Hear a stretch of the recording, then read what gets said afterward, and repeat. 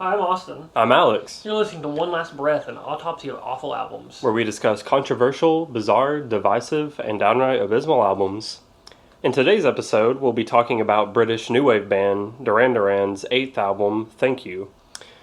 Duran Duran was formed in 1978 in Birmingham, England by singer and bassist Stephen Duffy, keyboardist Nick Rhodes, and guitarist John Taylor, with drummer Roger Taylor joining in 1979.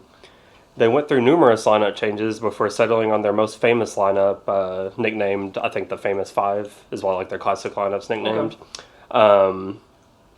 In 1980, of Nick Rhodes on the keys, John Taylor, who shifted from guitar to bass, Roger Taylor on the drums, Andy Taylor taking over on lead guitar, and Simon Laban on vocals. Is that three Taylors? Yeah, and they're not related. They're not related? No. That was my next question. Yes, that was my first. I was like, what the fuck? Apparently that's a thing. As soon as I searched, I was like, are the Taylors? And the first thing was from Duran Duran related. But yeah, I was like, that's pretty. And no, Roger Taylor isn't. That's also the drummer of Queen, but it's not the same guy. Because I also thought that for a second. I was like, wait, was Duran Duran a side project for Queen? No, but after gaining attention from touring as an opening act for singer-songwriter Hazel O'Connor, they became part of some singer-songwriter. I don't listen to singer-songwriters. Oh, you like Bob Dylan, shut up. Yeah, I mean, he's aight. He has about 5 bajillion albums. I only really know his greatest hits. They became part of a bidding war between labels EMI and Phonogram. The band ultimately decided on EMI due to it being the former label of the Beatles, and the band fully jumped on the up-and-coming new romantic movement, which, for those who don't know, was a scene that emerged from nightclubs in London and Birmingham, particularly the clubs Billy's and the Blitz. It was characterized by its flamboyant and eccentric fashion that combined glam rock-era outfits with late 18th and early 19th century romantic period. So it was like Boy George.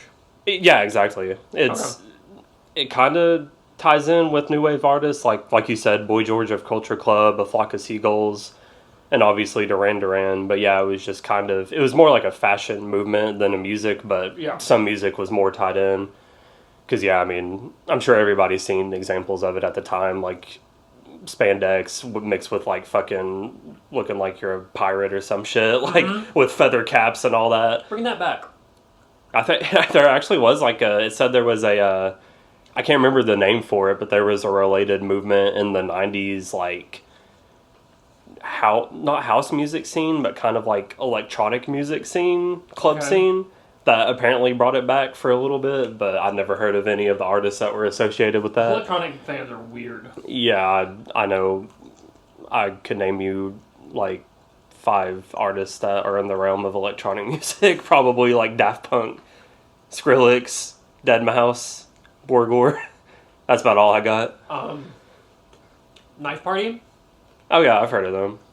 But either way, that's not the... This is not the boys' name electronic musician until they run out. That's our next podcast. That's our next episode. Just go genre to genre, naming artists in a genre until we can't anymore. But yeah, the new romantic movement mostly faded away around 1982, but it did help propagate what is considered the second British invasion, driven by the new wave and post-punk acts. Duran Duran's self-titled debut was released on June 15th of 1981 to originally mixed reviews, which is kind of a theme for a lot of their early work, going on to receive high praise for creating a unique modern sound that spearheaded the previously mentioned new romantic movement. Less than a year later, on May 10th of 1982, the band's second album, Rio, was released. Definitely their most popular album, including classics everyone knows like Hungry Like the Wolf, the title track Rio. Yeah. The band shot music videos for 6 of the album's 9 tracks, which was a big part in the huge success of MTV, which kind of ties into the whole second British invasion. It was like that and MTV were just kind of, you can't have one without the other. Yeah.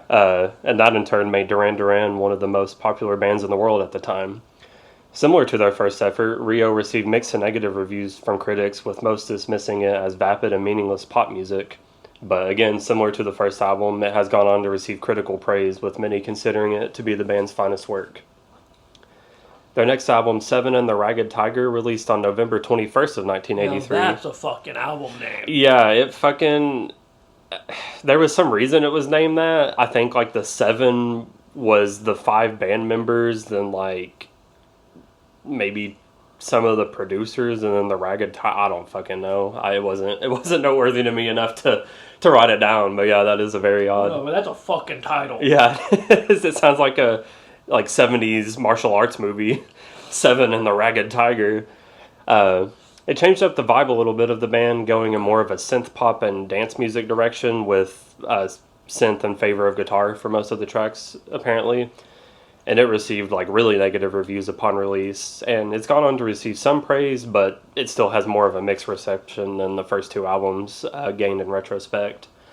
Then after a world tour in '84, Duran Duran took a break and split to form 2 different side projects, Arcadia and The Power Station. They reconvened in 1986 to record a new album, but both Roger and Andy Taylor left the band due to burnout. The band continued as a 3-piece, releasing Notorious on November 21st of the same year. It took the band in more of a funk pop direction and was met with mixed to positive reception. And then the band released The Big Thing on October 18th of 1988. And this was seen as the band's foray into house music, which is interesting. Okay. Yeah, I didn't have time to, but I'm sort of wanting to do like a Discog dive on Duran Duran. Yeah, I don't know. I think I'm interested in listening to a bunch of Duran Duran. I think so, because I think I've said this before, like, you're definitely, on the podcast, I think we said this, you're definitely more of the new wave, or I would say more post-punk, but new wave. I'm more into post-punk, but I've gotten into new wave a couple times. They go sort of hand in hand. They're basically the same fucking genre. Yeah, and I know like the biggest hits from most of those bands, like Joy Division, New Order, The Cure, like all the shit like that. Yeah. Like, I know enough, but I've never really gone into deep dives. But yeah, it's kind of intriguing. They seem to have a pretty up and down. Like, new wave is more of a movement than a genre, almost. Yeah. It feels like. Yeah, because some of it leans more electronic, and then some of it leans more like post-punk. Yeah. Yeah, it's pretty varied, I would say. And then you got Modern English just doing, I don't fucking know what you would consider them. I don't know. I only know. I know don't they do doing... Melt With You? Yeah. Yeah, that's the only song I know by them. That album is incredible. It is? Okay. Yeah, I definitely should foray a little bit into that stuff. But yeah, either way, The Big Thing was apparently a house music record, trying to hop in with the trends at the time, because this was a time where that second British invasion was faltering off, and house and glam metal were like at the top of MTV. The bad part of the 80s. Some would say that. I think most would. I guess, yeah, most would. I mean, I don't know much about house music critical reaction, but glam metal definitely doesn't have the best track record. No. The only thing we got out of glam metal was Pantera. Hey, I'm a glam metal apologist. Not to the highest degree, though, but there is some I enjoy. I like Poison. I'll be real with you.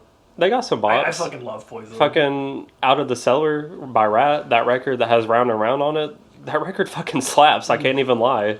Oof. I can't even lie. You need to listen to it. See, I prefer glam metal revival, like, Ronnie Radke. Yeah. Yeah. Motley Crue's got some bops. But, yeah, glam metal's also not the subject of our episode, but I wouldn't be surprised if that was in the future. And then for the next album, guitarist Warren Kikurio, I don't really know how to pronounce his last name, and then drummer Sterling Campbell, Sterling Campbell. Sterling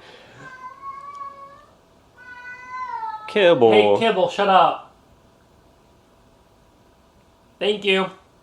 All right, we back.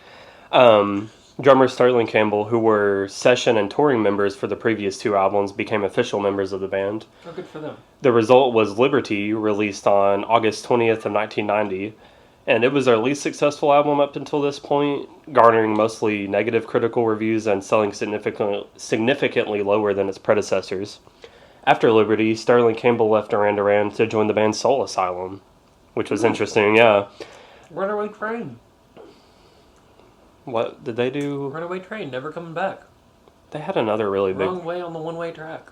They had another song that I can't... Or no, I'm taking a Shine by You're thinking fucking... of Shine by Collective Soul. Yeah, God, all the fucking, like, post-grunge 90s rock besides, like, pop-punk just kind of is the same thing to me. Like all the post-grunge, alt-rock stuff after Kurt Cobain died is kind of just the same. But yeah, after... Oh, wait, I already said that. Yeah, he joined Soul Asylum. Then Duran Duran continued as a four-piece, recording their seventh album, releasing on February 11th of 1993. This album was their second self-titled album. They did a Weezer. Yeah. But fans came up with the moniker The Wedding Album due to the cover having wedding pictures of the band's members' parents. This album went in more of an alternative / kind of pop rock direction and was met with some of their most positive reviews in some time. The single Ordinary World was featured on the album and ended up becoming one of their most recognizable and enduring songs. Yeah. Yeah. I didn't realize that was a later Duran Duran. Yeah, I didn't either, yeah. Came out the album before Thank You. So, yeah, that's a bop. And then it also has Come Undone, which is one of their bigger songs, too. That Korn covered. Oh, yeah, of course. But, yeah, I didn't. I wish we were living in that reality. That would be hilarious. I mean, Korn did cover Word Up, so... What's the word? A word up? I actually think when Who originally did Word Up? It was a one-hit wonder, I can't remember. Okay, because in my mind it is Korn. Yeah. That's the only version I know. No, it was like an 80s kind of hip-hop pop band. That's I can't why I remember don't know the who name. the fuck they are.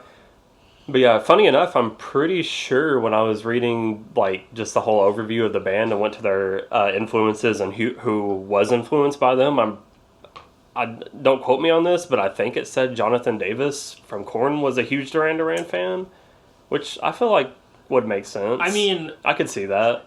The local metal band that we used to be in, the drummer's biggest inspiration is Africa. Well, it's Toto. Toto. So, like, yeah. Metal guys love this shit. Makes sense. And then now we come to the topic of today's episode, and that, of course, is Thank You, released on April 4th of 1995.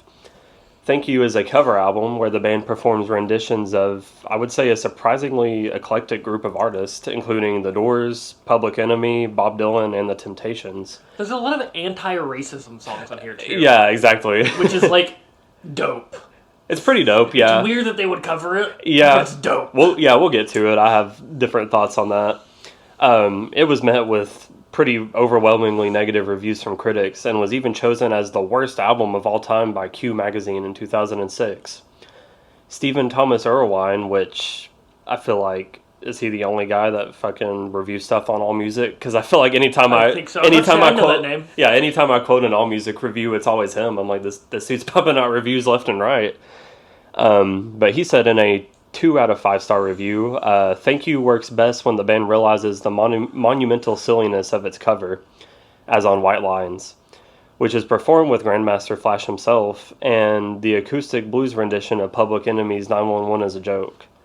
Or it works when they can reinvent material like Lou Reed's Perfect Day into a slick MOR, which, for those who don't know, means middle of the road, basically easy listening music. Oh, okay. I was like, what the fuck does... I've heard of AOR, album-oriented rock, but I was like, the fuck is MOR? Media-oriented rock. But yeah, Mineral-oriented rock. There we go. Jesus Christ, Marie, they're minerals. It's mineral-oriented rock.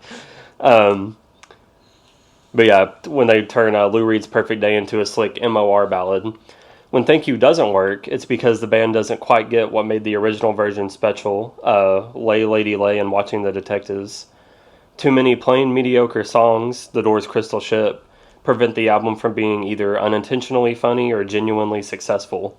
The record is solely a curiosity and not a very interesting one at that. Spin Magazine gave the album a 2 out of 10 with a very scathing yet, I think, pretty hilarious review, basically picking apart every track.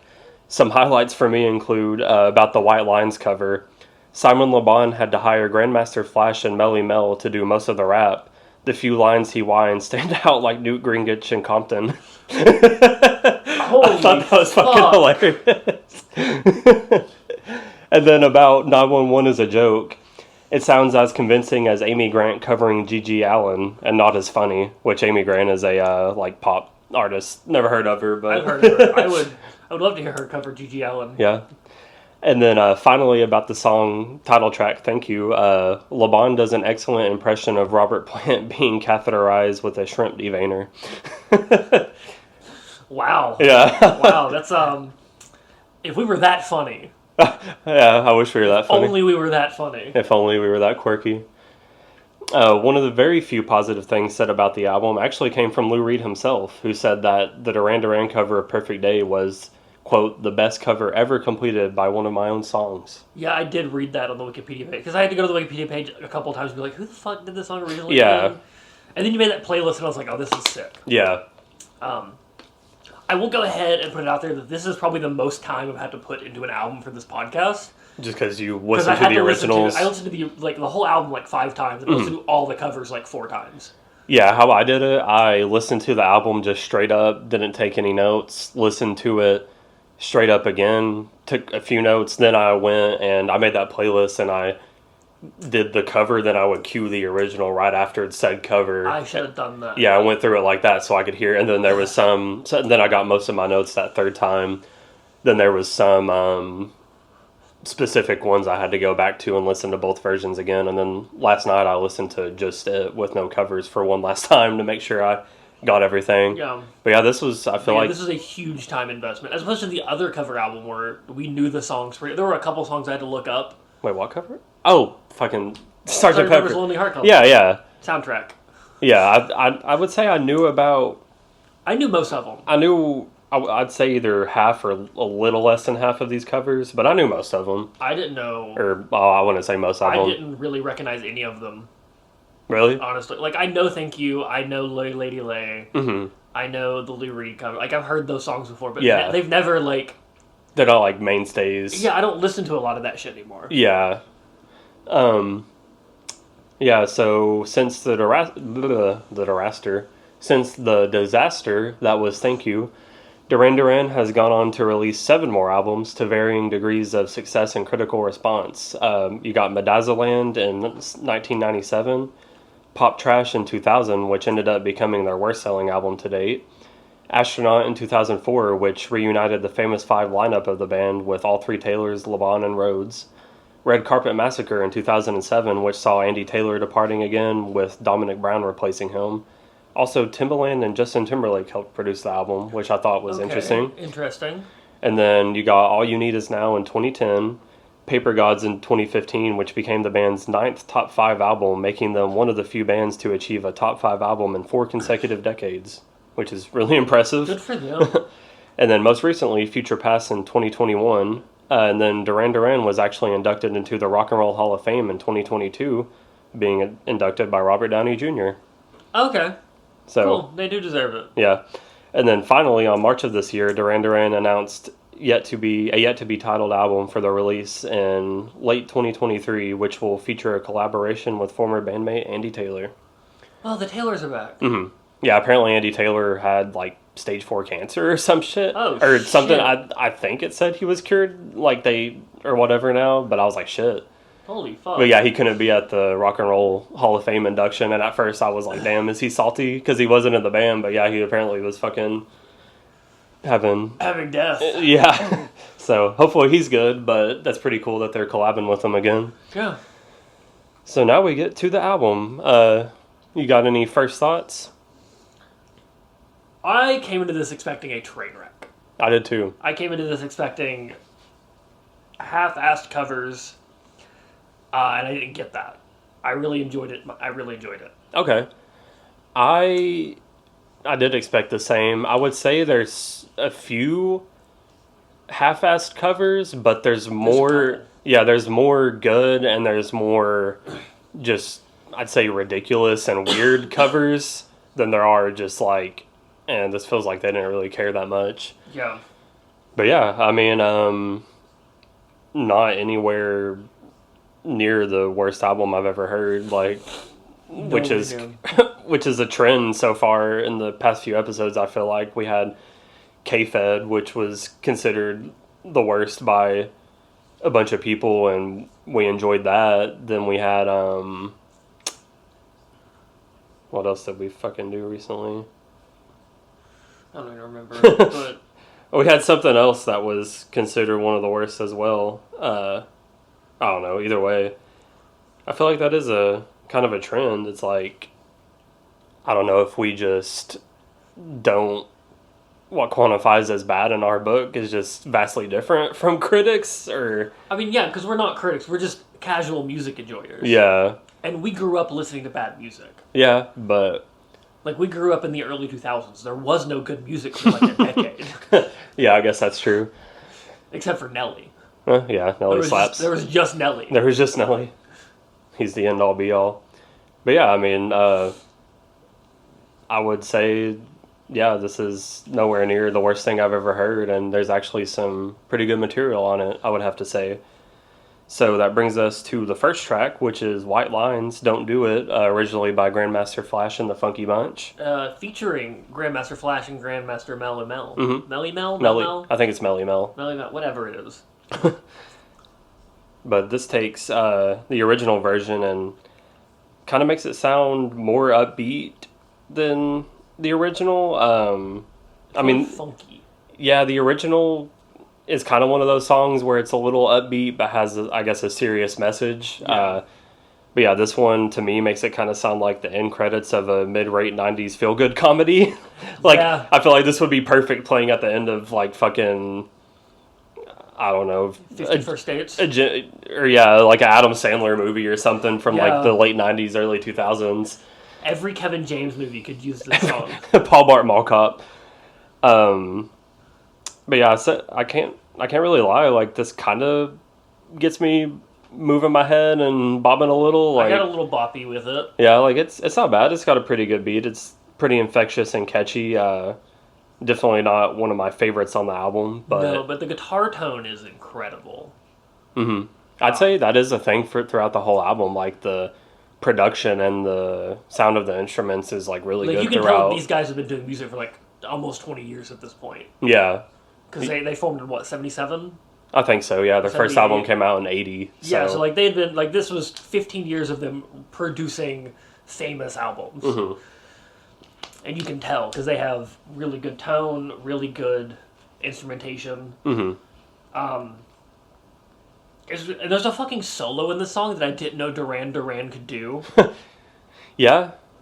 Which is another like thread that continues through the album is just Duran Duran being like, look, we can solo. Fuck you. They do solo a lot, yeah. We're cool. Yeah, they're cool. Which is funny because at this point, like, soloing was dead because of grunge. Yeah, I guess that's true. Also pop punk. Yeah. So, yeah. Like, the music at this point was dead solo. Mm-hmm. And then we go to I Want to Take You Higher, which, again, is a more, well, I guess the original of this one is pretty upbeat. And the original's a lot weirder than this cover. Yeah, who was this one by again? I forgot to... Sly and the Family Stone? Yeah, that's it. Sly and the Family Stone. Yeah, the original is more of, obviously, a funk, soul, R&B type song. This one's just more like a straight pop rock take on the song. Still funky. Yeah. But, again, like the White Lines cover, it kind of just gives it a 90s update that, again, I feel like this one sounds like it would belong in a movie soundtrack as well. Yeah, once again, Kevin James, if you're looking for a musical to make, might I suggest Thank You, Duran Duran, the musical. Paul Blart Mall Cop, the musical, featuring songs from Thank You by Duran Duran. I would buy a poster of it. Buy a poster? Not just a poster? You wouldn't see it? You just buy a poster? Speaking of, someone I know happens to have, she worked in a movie theater, and she happens to have, like, 5 stacks of Paul Blart posters. What the fuck? So that's a gold mine. I don't know if I'm going to take one, but so next time you come over, you see a bunch of Paul Blart posters. Don't be alarmed. It's just going to be all over the ceiling everywhere. The ceiling is just Paul Blart Mall Cop posters. Paul Blart, he's in your walls. He's in your walls. But yeah, the bass sounds really fucking good in this song. It has it kind of sounds like it should belong in a Sega Genesis game. It has like that really chunky 16-bit sound to it. Yeah, which I actually didn't catch until last night because every time I was listening to this, it was with one headphone. Except for last night, I listened to it on my speakers, and I was like, "Damn, this fucking bass kind of go hard." Like it went hard before, but it has like that really like chunky and just Yeah. really 90s tone. The only thing that makes it not sound like a Sega Genesis game is it's not farty.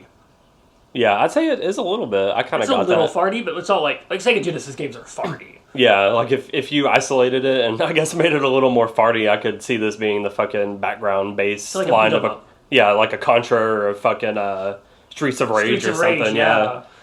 But yeah, really fucking good bass. I will say the end part, or the part near the end, is really corny where I can't remember if this is in the original, where they just say boom shakalaka laka, boom shakalaka laka over and over. I can't remember. Boom shakalaka laka. But they do say that a lot. And near the end, I'm assuming it's the female background vocalist who is present on a lot of these songs.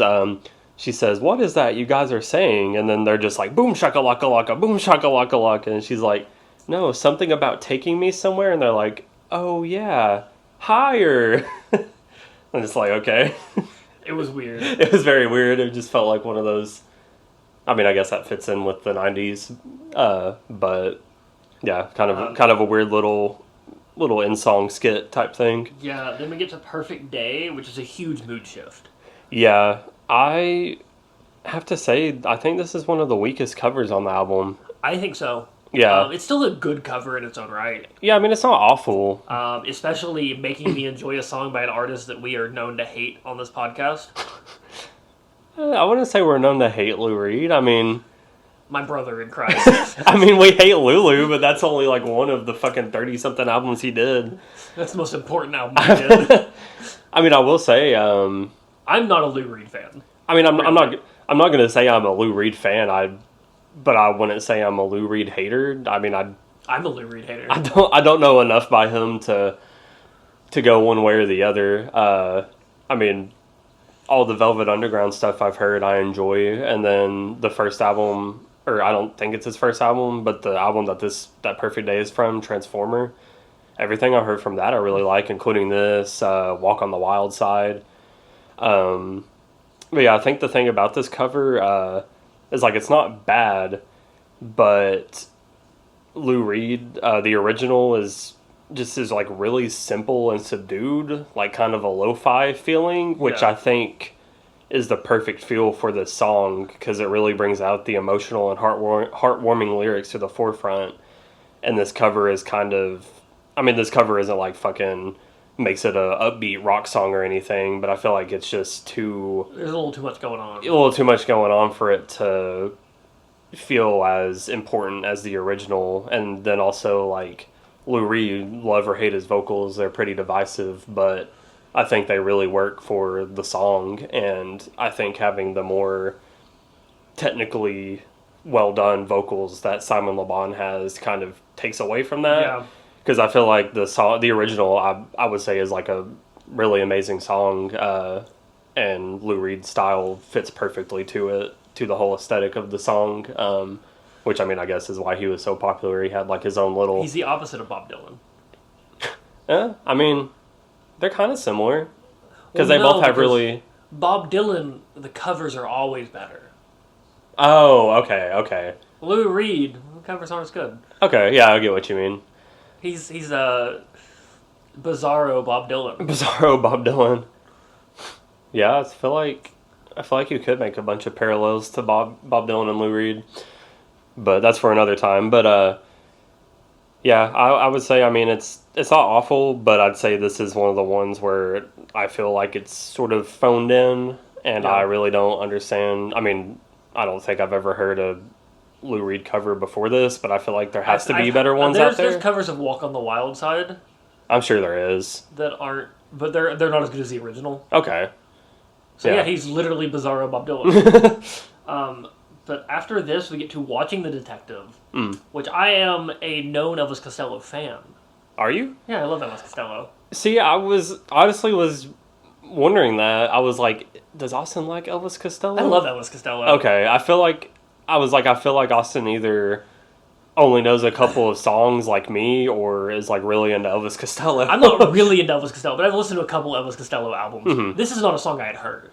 Okay. It's weird for Elvis Costello. Yeah, I think this was one of his earlier songs. Yeah, I think so. But yeah, it's kind of more of a reggae, ska-inspired song, It's which... really good. The original's really good. It is really good. The cover's really good.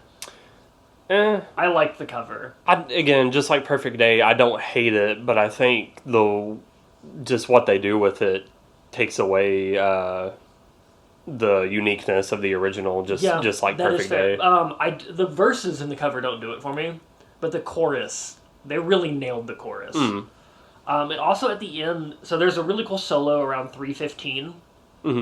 Once again, they're just like, we can solo. We're Duran Duran. We can solo. And then the outro almost feels like, it kind of like to me felt like being chopped and screwed. Because they just took other parts of the song and made this like new outro. Okay, I don't recall that. Using like different clips from the rest of the song and like chewed them together. Interesting. I didn't make really a new outro. Yeah, it was really cool when I realized. I was like, holy shit, this is rad. Okay. Yeah.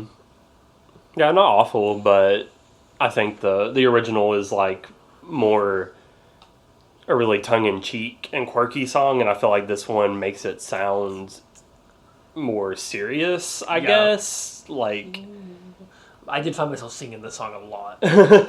Yeah, it's not an awful cover, but definitely not my favorite on the album. But yeah, I will say this is a song that this album made me discover that I was like, damn, this is a good song. I might need to listen to more Elvis Costello, because I can't even actually name another song of his. I know I've heard a few, and what is that one Elvis Costello song? And I've always thought that they were decent, but he's one of those again, just like in that realm of post-punk new wave stuff that I just haven't really delved into in my life. There's that one there was one that was on Guitar Hero. Yeah, there was. I don't know what the hell it was called. I don't know. But yeah, good song. I might need to listen to more Elvis Costello. You should. Everyone should. We are now an Elvis Costello fan pod. Elvis, if you're listening, keep it real, bro. She Elvis on my Costello till I watch The Detective. Bruh. Hell yeah. Then we get to Lay Lady Lay. And I am a known Bob Dylan hater. You are. And I am known to think that Bob Dylan covers are always better than the original, and this is no exception. Even though it's not a great cover. Yeah. Yeah, I mean, there is a lot of really good Bob Dylan covers. Like, obviously, All Along the Watchtower There's by like Jimmy. 3 covers of All Along the Watchtower that rule. Yeah, and then obviously the fucking Jimmy cover is so iconic that people think that it's his song. Yeah, then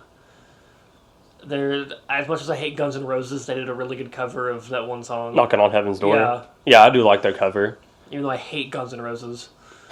Yeah, they're not my favorite. But yeah, I'm sure there's other ones that don't come to mind. And also, I mean, we have Jacob Dylan, the more important Dylan. I've never heard any of his music. He did One Headlight. Oh, duh. Yeah, okay. I forgot. I forgot about that. He's the better Dylan. Yeah, okay. Yeah, I mean, I'm not a Bob Dylan, like, major fan. Again, you're a Bob Dylan apologist. Again, I only know... Which, I mean, he has a bunch of fucking hits, so, like, I know a lot of his songs, but I only really know the major hits. I will agree, like, his voice can get grating at times. Sounds like he has a kazoo stuck up his fucking windpipe, but... Yeah. But I think that, similar to the Perfect Day cover, I feel like Bob Dylan, just since he does have that unique voice, it gives the original version of the song a uniqueness that I think this cover just kind of takes away. It's just, I don't know, it's just kind of bland and awkward to me. It's just a 90s standard love song. Yeah, I don't know. I mean, the original isn't an amazing song, I don't think. Like, it's not one of my favorite Bob Dylan songs, but I don't know, this one just didn't really do anything for me. I will say this is probably the most...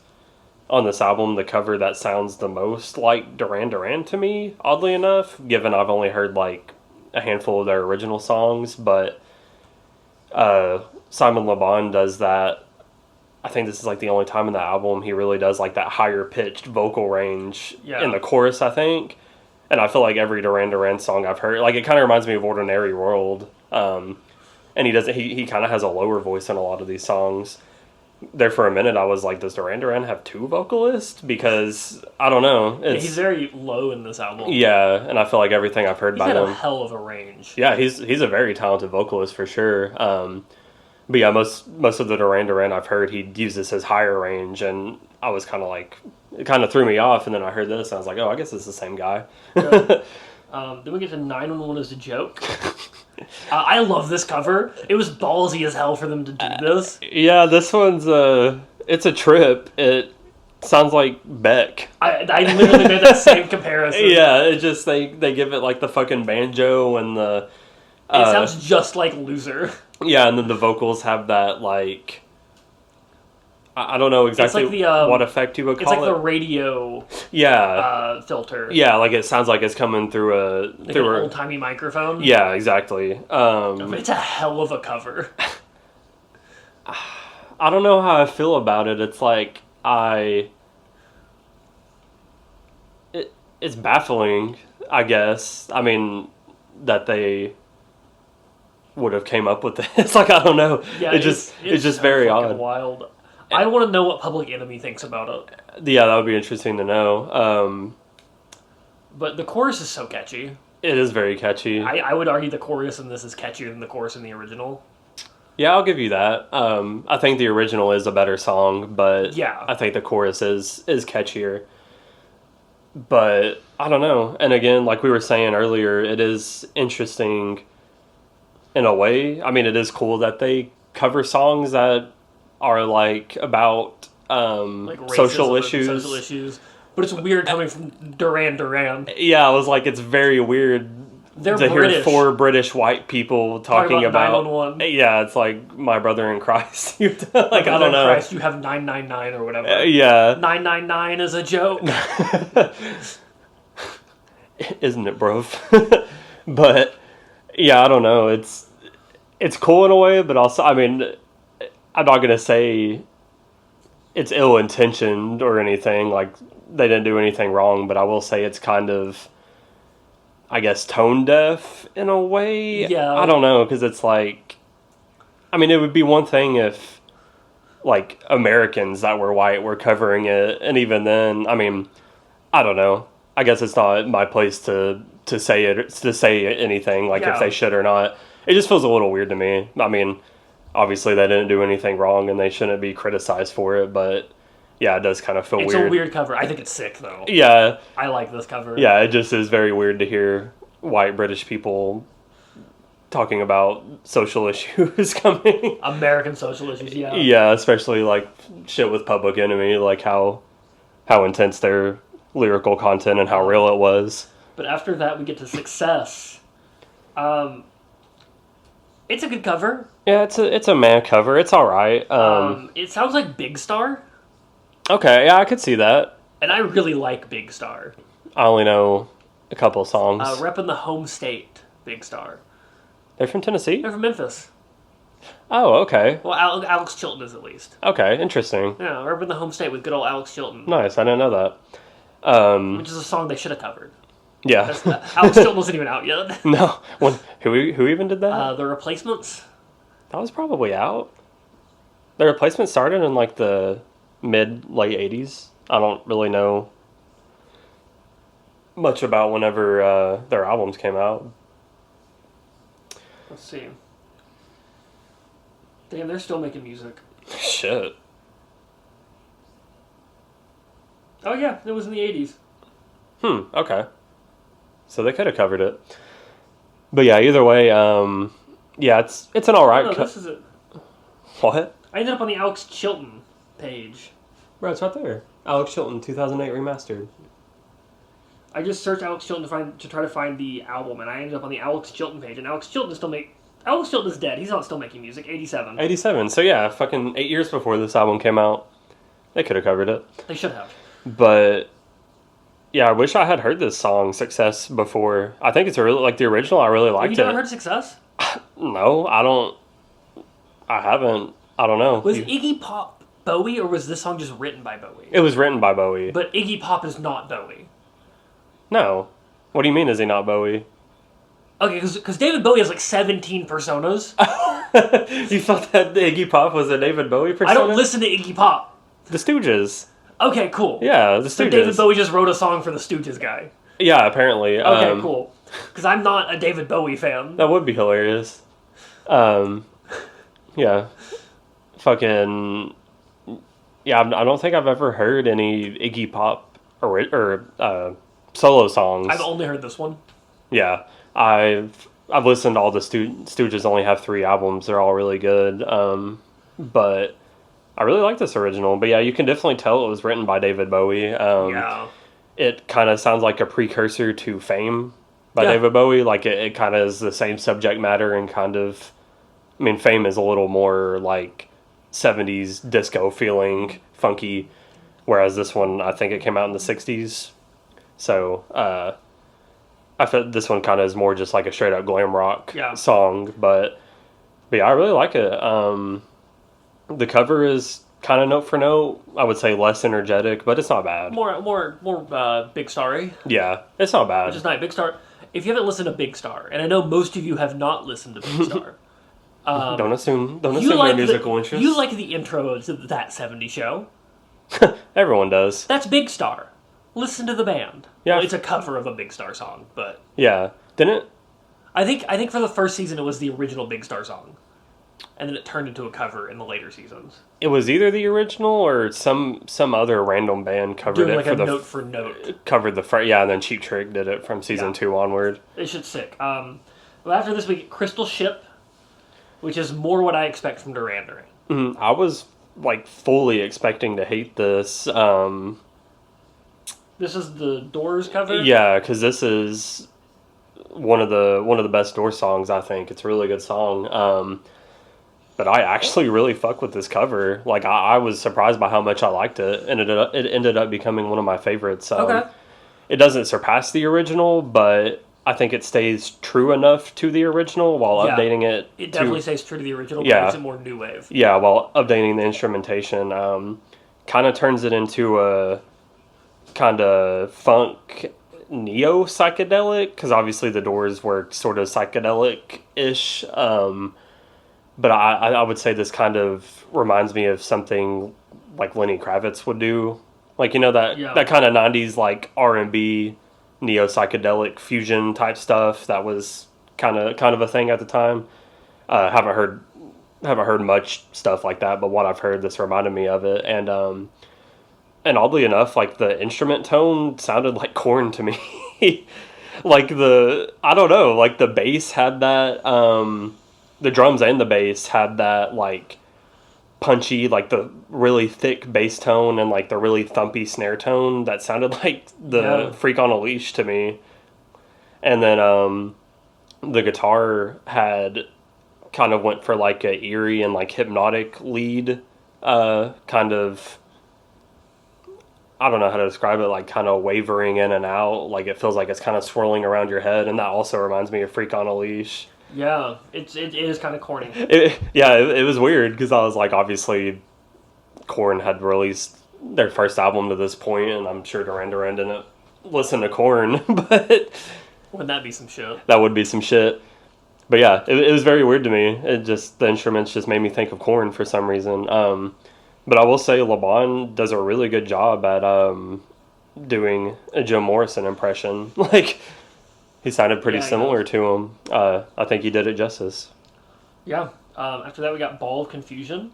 The bass tone on this song is absolutely nasty. Yeah, it's really fucking good. Also, that was the first thing I put down. I would say it's probably the best part of the cover. It's disgusting. The drums are also incredible in this cover. They do a really good job framing what they want out of it. And the chorus sounds almost like Rage Against the Machine. Yes, the fucking... I'm glad you said that. It sounds like, I think, Guerrilla Radio. It's Killing in the Name of. Killing in the Name of. Well, it's not that. It's not that part, but it's the part from the chorus of Killing in the Name of, where it's like. Yeah, it does that like note for note. Yeah, and Has that song been out already? Yeah. The album came out in either 91 or 92. So yeah, and I was like. When I heard that, I was like, Am I tripping? Did fucking, like, Rage Against the Machine take that guitar line from the Temptations? There is no fucking way they did that. They probably, because it's in that line's in the original Temptation song, too. Is it? Yeah, the da da da da da da da da da da da da da da da. I did not catch that. It's in there, yeah. I went to listen to it and I did not hear it. Unless I'm fucking, like, making shit up now, because I thought... unless I'm just, like, hearing shit while listening to the Temptations now, but I'm pretty sure it's in there. We'll listen to it after the pod and find out. Well, I will say there was a part in the original that I don't think Duran Duran did in their cover. That was kind of a, like, ascending note progression that I think is also in Killing in the Name of. I can't recall what it sounds like, but it's like towards the middle. Oh, what? It's like dun dun dun dun dun dun dun dun. That's in the fucking. It's also on that album. It's like they say jump, you say how high. I can't remember what song that's from. I know what you're talking about. But yeah, that's in the original, and that is similar to what Rage Against the Machine does on whatever song that is. But yeah, a lot of weird parallels here. But yeah, we will need to listen to that to see, because as soon as I heard that, I was like, I have to hear the original, and I didn't catch it, and I was really trying to. But either way, very weird. But getting back on topic, this cover is really catchy, I will say. But I mean, so was the original. The original was a really fucking good song I'd never heard before. I never got into the Temptations. I mean, all I've heard from them is like their more love songs, but this again is another, like, touches racial topics and social issues. People moving out. Yeah. People moving out, people moving in. Why? Because of the color of their skin? Yeah. That shit goes hard. Yeah. Yeah, the original goes fucking hard, but again, just like kind of white lines, but really more so 911 is a joke. It feels weird for Duran Duran to cover. Yeah, it feels really weird to do this, but like, whatever. Yeah, whatever. They're allowed to do covers of songs. Yeah, I mean, yeah, not shitting on them. It just feels a little awkward again, like we said. But I mean, it was the 90s, like... Oh, and also fucking Anthrax covered this song. And I listened to it last night, and it went fucking hard. Hell yeah, it was good. It was really fucking good. Yeah, I'm gonna have to listen to that now. Yeah, we'll need to listen to it. But yeah, I will say this cover sounds like a fucking PSA, like, you know, those 90s like music, like they would do the music videos and like have an anti-drug or like a Stranger Danger song or something. This feels like that. This is your anti-racism PSA. Yeah, like it sounds like a PSA just because it's so, I don't know, like over the top and like cheerful sounding, and even though it's touching, which I mean the original is also like that. Is also cheerful sounding, but yeah, just the 90s update brings it to sounding like that to me. Yeah. I just couldn't. I could hear this in a Dare program. Yeah, exactly. I definitely could. After Ball of Confusion, we get to Thank You, which is the title track on the album. Mm-hmm. It's a pretty solid cover. Yeah. This one, my thoughts are similar to the Crystal Ship cover. I thought I would really dislike it because I love the original by Led Zeppelin. And though I don't like it as much as the original, I'd say the updated instrumentation and production brings something new and exciting to it. While, again, staying faithful to the original. And even more surprising than LeBon doing Jim Morrison justice with his vocal performance is him doing Robert Plant justice. Which I don't think it sounds as like if he Robert was... Plant was being... catheterized by a tryptophan. Yeah, I don't think it sounded like that at all. Yeah, no, it wasn't like they made it sound like he couldn't hit the notes, and I think he did. Yeah, I think he did really good on this, especially near the end. He pulls off one of Robert Plant's like signature wails that he does in a fucking song, where he's like kind of moaning and screaming. Also, the guitar tone, while nothing like the original, is very Led Zeppelin. Mm-hmm. Yeah, and this one again, like the Crystal Ship cover, kind of brings that like neo psychedelic 90s vibe to the song that updates it really well. I think I like this cover. It was good. It's a good cover. And then we go to Drive By, which is the only original on the album.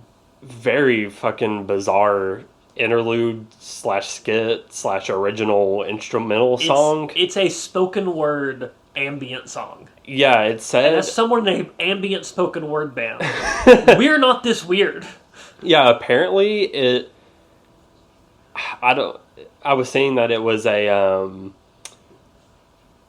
updated version. I don't know if updated means they just re-recorded it or if maybe it was just the spoken word part in the original and they added the instrumentation or the instrumental part towards the end for this one from the fucking Seven and the whatever Tiger album. It's apparently from that.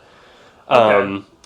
Yeah, but it starts out with what sounds like a film score to me, with like an ambient beat and like a really subdued violin. Then a narrator starts babbling about some incoherent plot about a guy driving through LA and weird shit coming out of the sky that goes absolutely nowhere. I don't know if it makes sense in the context of the album it's originally in the from. context of the original album, which I don't know why the hell they included it in this in a covers album. I have no idea. But I will say, like, after you get past that very awkward beginning part, the fucking instrumental part goes hard as shit. Oh yeah, the pan flute solo. Yeah, like they fucking channel their inner Jethro Tull out of fucking nowhere and just like go fucking crazy on a flute. That pan flute goes stupid. Yeah, dude. like they kind of it kind of starts with like a medieval sounding drum line, like a kind of a marching drum line, and then just someone I don't know. If you listen to nothing else on this album, listen to that fucking pan flute. Yeah, I don't know who fucking did it, but they went fucking stupid on this shit. Like I was like, this could easily be a fucking Jethro Tull song for all I'm concerned.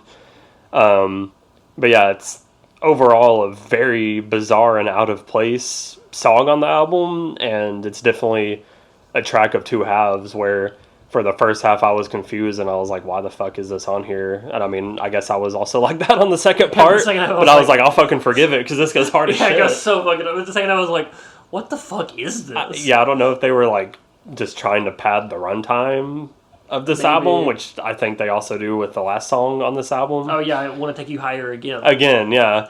Yeah, when I first... Just a remix of their I Want to... It uses the same vocal, like, takes, I think. Yeah, when I first saw this, I thought that maybe Sly and the Family Stone did, like, a sequel song to their song, and this is, like, a cover of that sequel song, but then I was like, this is the same thing, except instead of having a, like, the first one was more of a pop rock song, this one is more of, like, a straight-up pop kind of dance song. It's less funky. Yeah, I'm assuming they had some sort of argument of which one they liked better, so they were just like, fuck it, let's include both of them. Probably. Which they really should have just done it as like a bonus track on the CD or something. Yeah. I definitely like the first one a lot more than this one. Yeah, they could have had this as a bonus track because they had like 3 other covers that were exclusives to other parts of the world. Yeah. I didn't get a chance to listen to. I didn't knew either. We were going to cover them for this podcast. Yeah. I would like to go back and listen to them from how much I like this song or this album. Yeah, but I will say the pop rock version, that's the second track, sounds like the fucking, again, going back to a 90s feel-good comedy like that. It feels like what would play at the beginning scene when like you're seeing all the fucking characters go by in high school, like somebody skating through the hallway and they're like summer vacation's about to start. This is a decom song. Yeah, and then this one, the last track, the second version of the song, feels more like it would play over the ending credits of that said movie.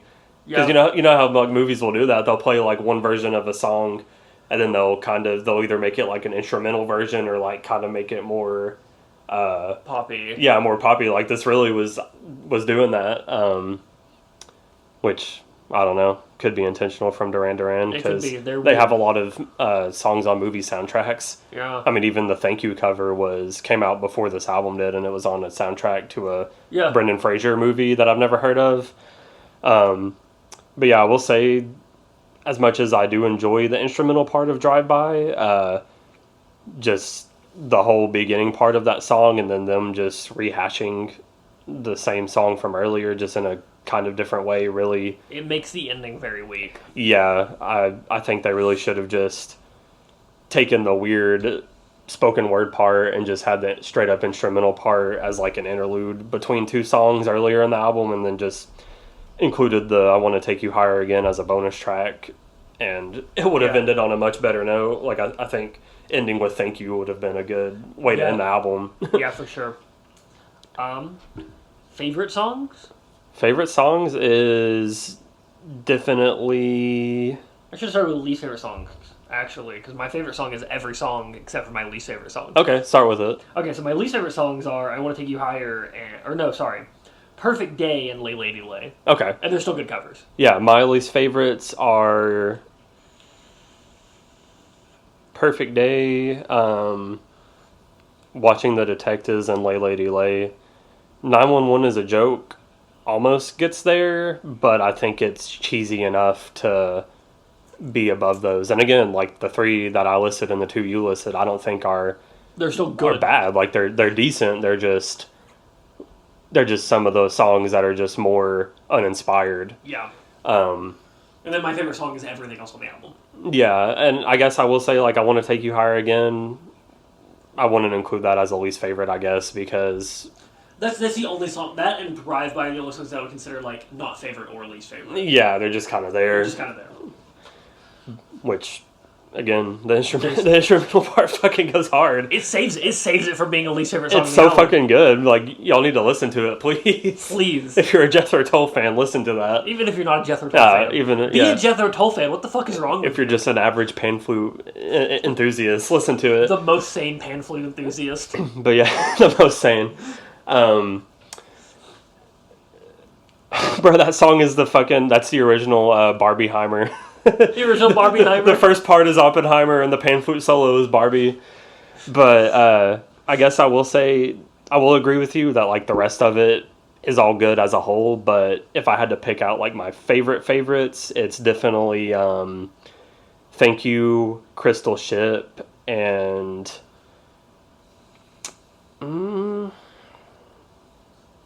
I guess Ball of Confusion. If I had to pick three favorites, it's Ball of Confusion, I Want to Take You Higher, and White Lines. Okay. I like the funk. Okay. Yeah. Yeah, they definitely bring the funk, surprisingly, for British white boys. Yeah. They bring the funk. Play that funky music, white boy.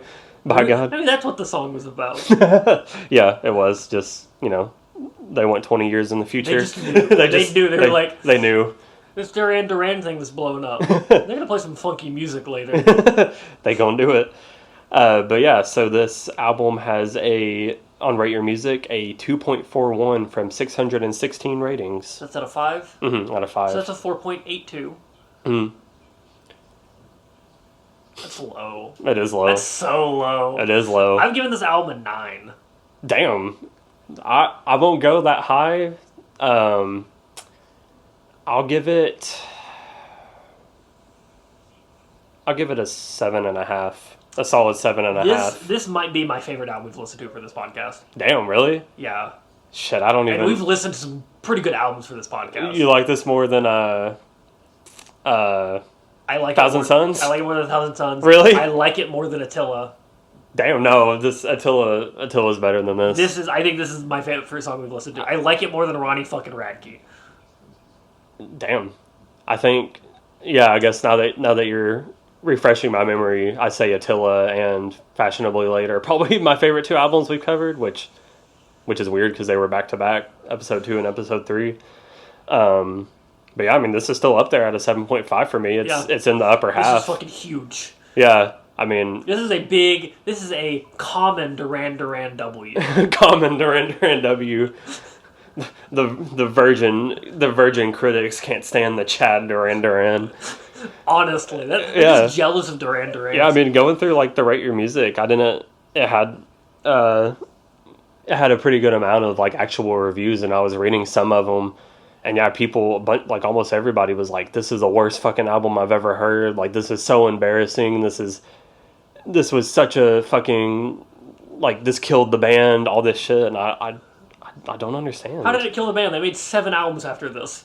Yeah, I know. I don't understand. I mean, I guess maybe because they kind of hit that lull after some of the members left, and then they picked it up with the Wedding album, which I guess seems to be a fan favorite. I guess that's why, but I'm like, I don't know. Like, there's really nothing... I mean, even 911 is a joke, which I guess you could say, if anything, is the most embarrassing and corny song. Like, it's not awful, but I like it. I like it a lot. Yeah, I don't know. Like, again, like, just like K-Fed, I mean, I feel like K-Fed was more understandable why it was so shit on, just because of who he is as a person. Yeah, and also at that point in time, all music sounded like that. Yeah, but I don't really know the reason why this is so hated. I've heard way worse covers than anything on this album. Yeah. But yeah, 7.5 for me, 9 for you. That's a pretty fucking good score. So guys, do you think it deserves one last breath? Because we fucking do. I think it does. I mean, I don't know. I would recommend this to Duran Duran fans, to 80s and 90s pop music fans. Your casual pan flute enjoyers. Casual pan flute enjoyers. Fans of any of the artists that they covered. Fans of any, like, if you like specific songs on this, check those out. I mean, check out the whole album, though, I think. Yeah, I think this is the first time that I can confidently say that everyone should listen to this entire album. Yeah, I think so. But yeah, I was surprised. I was definitely surprised. And Duran Duran I need to indulge into some Duran Duran, I think. We're on a Duran Duran kick. Yeah, I think I'll need to listen to a few of their albums. We will see you next week with something that's probably not as good. Yeah, probably not. See you guys. See ya.